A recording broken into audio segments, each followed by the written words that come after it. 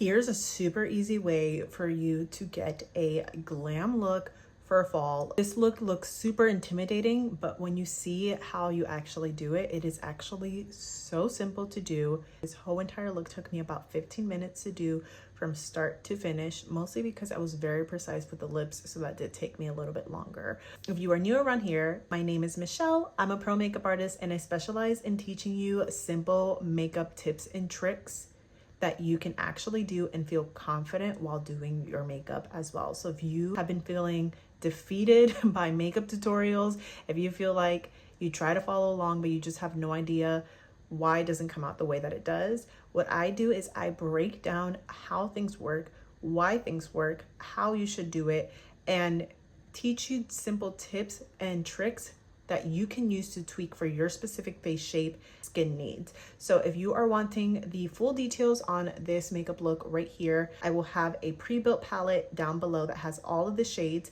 And if you're wanting a customized makeup routine and wanting help with figuring out a simple makeup routine that you can do yourself, I'm gonna link my color match form down below for you too. After you fill that out, I will send you a pre-built palette with all of the shades that you'll need to get started. And once you place your first order, I will send you an email that not only has a starter guide for how to use your makeup, but also has an offer for you to get a free 20-minute mini makeup lesson that I will film for you, and you will have your own personalized private tutorial. So if that is something that interests you, be sure to check out the details down below, and let's jump into today's makeup look. Before I start any makeup look, I always prep my face with this Plush Prep Mist that just helps to plump up my skin and help my makeup last a lot longer. And then we're going to go into this super cool customized palette that actually comes apart and is available for customers who have the loyalty program with SEINT IIID. So we're going to go in with our custom palette, starting off first with the shade called Butterscotch and placing this into our crease and on our lower lash line. Then I'm going to deepen up my outer corner with a warmer tone brown called Holly, one of my favorites. It's not too orange. I feel like it's like the perfect amount of burnt red to really make the eyes pop.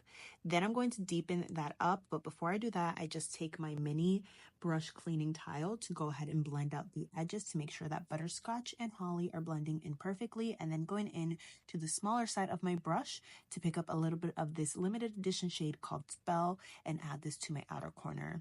I love this shade because it is the perfect plummy red brown shade that isn't too warm, that's going to look perfect with a more neutral undertone like myself, and then going back in with the fluffy side of the brush to blend in the colors together. Then using my finger, I'm going to take a little bit of shimmer and place that all over my lid. This is the shade called Rome. One thing that I love about makeup looks like this is it might look a little bit crazy, but once you put that shimmer on, shimmers really help to blend everything in and make sure that things aren't looking too crazy. Then I'm going to deepen up my lash line, taking a little bit of that Spell shade and using an etch brush just to go ahead and smudge this across my upper lash line to give me a softer yet defined look that really blends into everything on our face. Then we're going to go ahead and do our face makeup.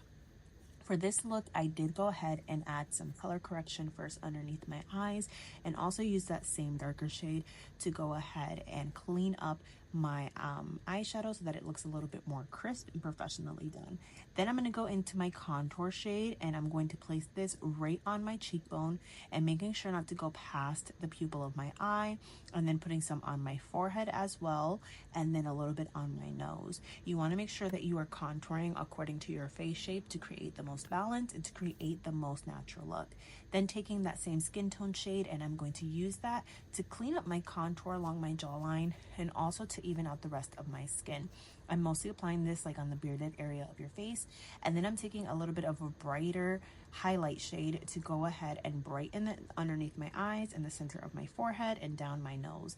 This is going to give us a more three-dimensional finish, and then I'm blending in the lightest shades into the darkest shade with a pointy brush and just stamping that into the skin first, and also using that pointy brush to go ahead and perfect my eyeshadow one more time. And once I have all of the skin tone shades blended in, then we're going to flip our brush over, and we're going to use that to go ahead and blend the lighter shades into the contour. This is going to give the most natural finish. I like to stamp back and forth until I get a nice soft look. And if you ever feel like you apply too much, just take your skin tone shade and blend that out. Then I'm going to go into my bronzer shade. This is a shimmery bronzer, so it just adds a warm from within look, placing that right on top of my contour before I go into my blush. Now, since I wanted a more snatched look, I am following a steeper line, kind of following the shape of my contour, starting from my temples and working my way forward. This is the shade called Renaissance, which is this beautiful wine red color that's going to look gorgeous on deeper skin tones, or if you want more of a vampier look for the fall. Then I'm going to go into that pointy side of my brush and just use that to blend out my edges. I tried my best not to cut out anything so that you can truly see how long this would take me to do. And then we're going to set our face. I am using the new Feather Dust blotting powder that just helps to take off any excess oil on your face, helps to keep that glow from the makeup without looking too sweaty or too dewy. And I'm using a wash brush to go ahead and press this all over my face. I like to start off first in the center of my face, then along my jawline, and then I finish on every other area of my face that is not set. Make sure that nothing is feeling sticky before I go in with my setting spray. I'm going to go ahead and shake this and then spray this all over my face. I did want to make sure that I was spraying it in the right direction because sometimes I don't make sure of that. And then I go in with my sponge just to go ahead and pick up any excess makeup that we might have, and finishing off with the lips. So this is something that took me a little bit longer, and probably why my makeup look took a little bit longer than usual.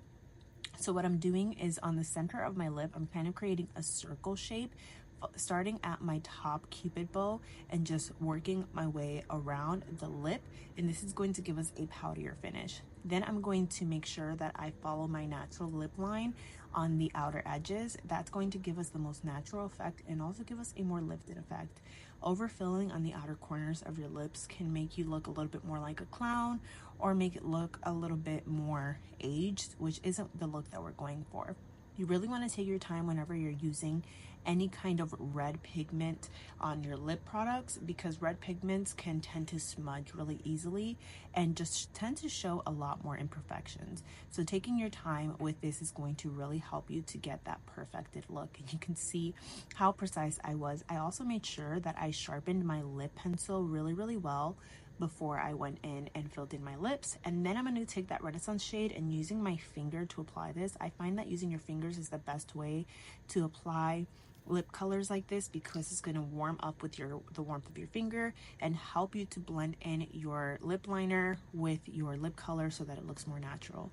And once you do that, I'm going to finish with some mascara because my eyes were looking a little bit naked. Makeup is all about balance, so after I put on my mascara, I always feel a lot better about my makeup looks, especially whenever I do a bold makeup look like this. I like using a more volumizing mascara for bolder looks like this to give me that nice fullness and drama that I want, and that also helps to balance. I also apply some of my lower lash line, and that is it for the finished look. You can see how we still look pretty natural, but it's still giving that fall glam. And since we use monochromatic looks, everything looks really cohesive. Check out the details down below in the description.